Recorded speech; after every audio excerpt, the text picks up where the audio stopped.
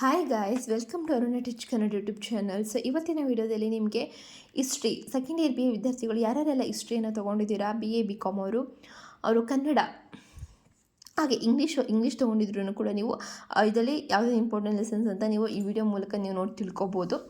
And ಆಯಿತಾ, ಅದ್ರ ಬಗ್ಗೆ ಏನು ಕನ್ಫ್ಯೂಸ್ ಮಾಡ್ಕೋಬೇಡಿ. Because same pattern and same lessons ಅದೇ ಥರ ಕೊಟ್ಟಿರ್ತಾರೆ English and Kannada. So no any difference, ಅಂದರೆ ಲ್ಯಾಂಗ್ವೇಜ್ ಬೇರೆ ಬೇರೆ ಅಷ್ಟೇ.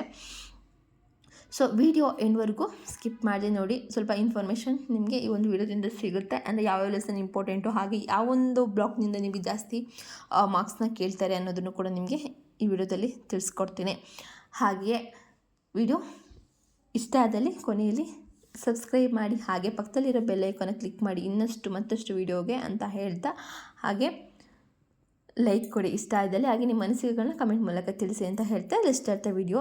ಸೊ ಆ ಬ್ಲಾಕ್ 1ನಲ್ಲಿ ನಿಮಗೆ 20 ಮಾರ್ಕ್ಸ್ಗೆ ಕೇಳ್ತಾರೆ. ಸೊ ನಿಮಗೆ ಇವೆರಡರಲ್ಲಿ ನಿಮಗೆ ಘಟಕ 2 ಹಾಗೆ ಘಟಕ 6 ತುಂಬ ಇಂಪಾರ್ಟೆಂಟ್ ಲೆಸನ್ಸ್ ಅಂತ ಹೇಳೋಕ್ಕೆ ಇಷ್ಟಪಡ್ತೀನಿ. ಸೊ ನೀವು ಇದಕ್ಕೂ ಮೀರಿ ನೀವು ಇನ್ನೂ ಓದ್ಕೊಬೋದು. ಹಾಗೆಯೇ ಬ್ಲಾಕ್ 2ಅಲ್ಲಿ ನಿಮಗೆ ಘಟಕ 7, 8 ಹಾಗೆ 9 ತುಂಬ ಇಂಪಾರ್ಟೆಂಟ್ ಲೆಸನ್ಸ್ ಆಗಿರುತ್ತೆ. ಬ್ಲಾಕ್ 3ಯಲ್ಲಿ ಘಟಕ 14 ಬ್ಲಾಕ್ 2ಅಲ್ಲಿ ಘಟಕ 11 ಕೂಡ 11 ಕೂಡ ಇಂಪಾರ್ಟೆಂಟು. ಸೊ ನೋಡಿ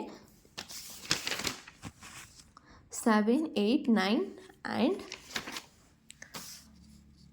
11 ತುಂಬ ಇಂಪಾರ್ಟೆಂಟ್, ಓಕೆನಾ. ಬ್ಲಾಕ್ 3ಯಲ್ಲಿ ಘಟಕ 14, 15, 16, 17 ತುಂಬ ಇಂಪಾರ್ಟೆಂಟ್ ಆಗಿರುತ್ತೆ.